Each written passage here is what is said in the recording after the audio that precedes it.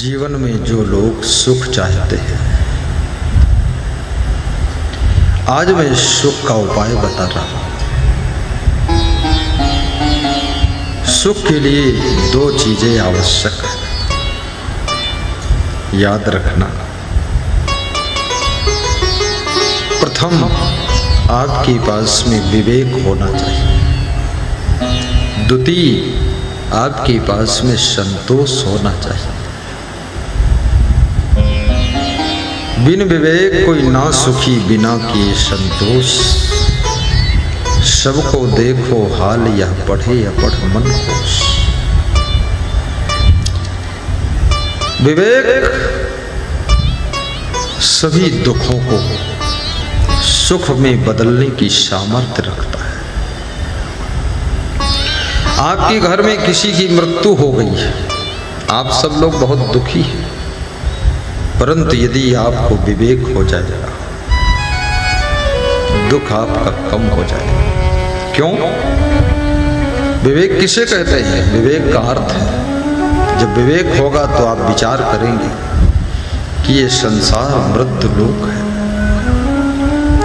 और इस मृत्यु लोक में कोई शरीर से अमर नहीं है। सभी की एक दिन मृत्यु होती है। दादा परदादा नाना नानी सब संसार छोड़कर चले गए। अब धीरे धीरे धीरे धीरे हमारा सबका नंबर आ रहा है। इसलिए जो जन्म और मृत्यु के बीच का टाइम है, जिसको जीवन कहते हैं, उस जीवन को अच्छी तरह से जियो और जीवन में कुछ ऐसा करो जो मरने के बाद भी तुम्हारा नाम अमर रहे। कम से कम 50 साल 100 साल तक लोग तुमको याद करें। नाम अमर है उन लोगों का जो धन धर्म में लगाते हैं। धन वाले कंजूस जगत में जोड़ जोड़ मर जाते हैं। आज राजा बलि का नाम अमर है, राजा हरिश्चंद्र का नाम अमर है, राजा कर्ण का नाम अमर है। कर्ण को सबसे बड़ा दानी कहा जाता है, जिन्होंने अपने कवच कुंडल भी अर्जुन और कृष्ण को दान कर दिए थे। उनको पता था कवच कुंडल दूंगा तो मैं फिर बचूंगा नहीं, फिर भी दान दे दिया था। राजा हरिश्चंद्र भी बहुत दानी थे, राजा बलि भी बहुत दानी थे। बावन भगवान ने उनसे 3 पग धरती मांगा था, तो उन्होंने कहा, हे भगवान, आप मांगे भी फिर भी कम मांगे हैं। 3 पग 300 एकड़ मांगते आप, 3 किलोमीटर मांगते। तो भगवान ने जब 1 पग रखा तो पूरी धरती नाप लिया। तब समझ गए राजा बलि की अब तो मुश्किल काम है। फिर अपनी पीठ भी नपवा दिया था कि पीठ नाप लो, अब बचा नहीं कुछ। तब से राजा बलि का नाम अमर हो गया। कुछ परोपकार करो अपने जीवन में, कम से कम आपके परिवार के लोग आपको याद करें।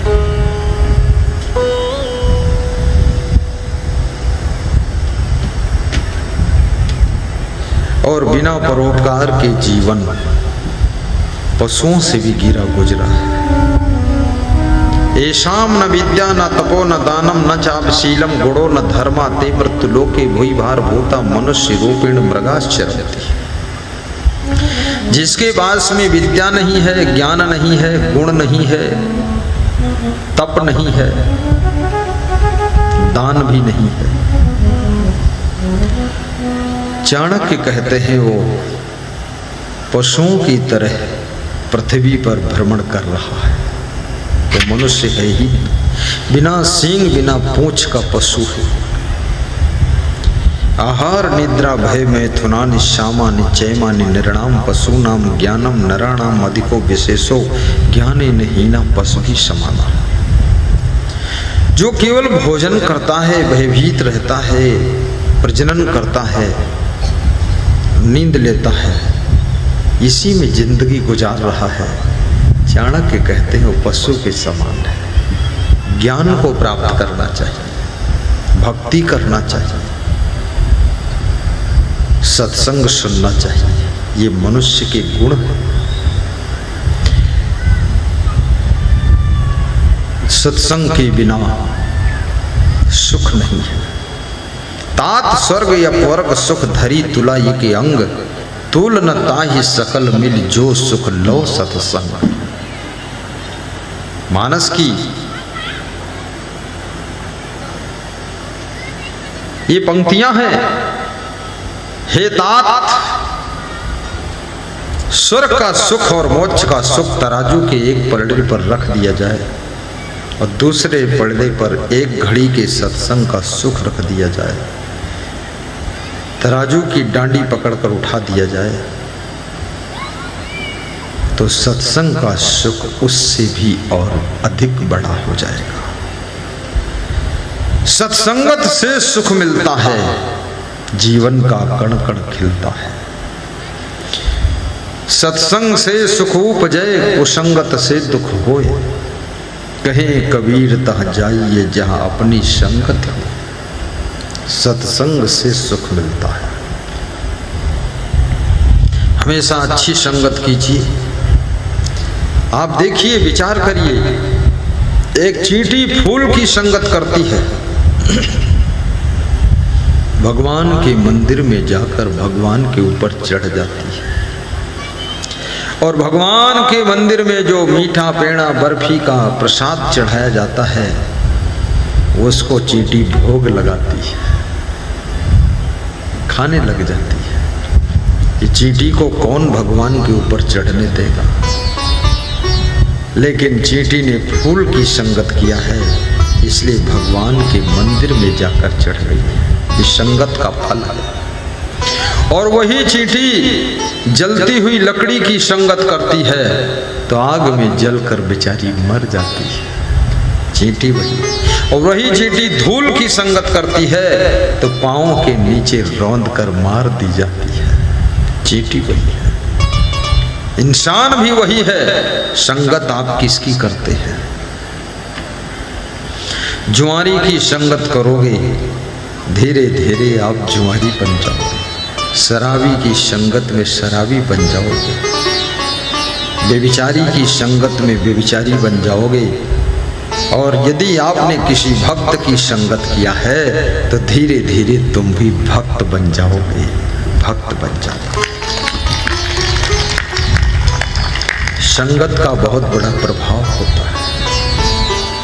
इसलिए मैं आपको आशीर्वाद देता हूं कि हमेशा संगत की जय साधु की, हरे और की याद, ओछी संगति क्रूर की, आठों पहर उपाध।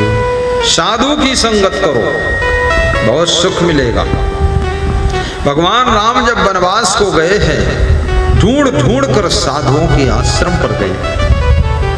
वे समझते थे संत महात्मा की शीतल छाया में ही शांति मिलेगी, क्योंकि एक तो वनवास का दुख है, दूसरे पिताजी की मृत्यु हो गई वो भी दुख है, तीसरे सीता हरण का भी दुख है, लक्ष्मण को शक्ति बाण लगा वो भी दुख है। इतना झंझट यहाँ वनवास में।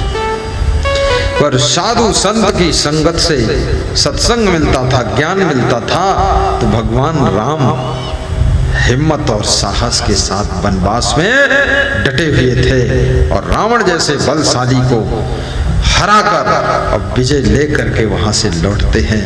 वही विजयादशमी का पर्व मनाया जाता है।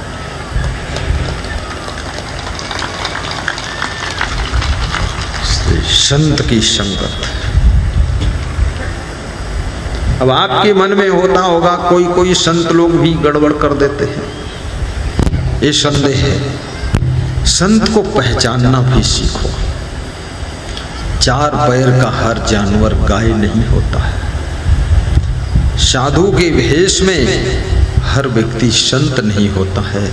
साधु के भेष में तो रावण भी गया था, सीता का हरण कर लिया था। साधु भेष को तुम साधु मत मानो, साधु स्वभाव, साधु आचरण और साधु के तप को साधु मानो और वो परख लो। उसके बाद उसकी संगत करो, उससे प्रेम करो। अन्यथा जब परखना नहीं आता है, जब गाय और गधी में तुमको अंतर करना नहीं आता है, तो तुम गधी की लात तो खाओगे ही। ये आपकी कमी है, क्यों नहीं परखा आप? ये कपड़े तो कोई लपेट सकता है, परखना आपको है।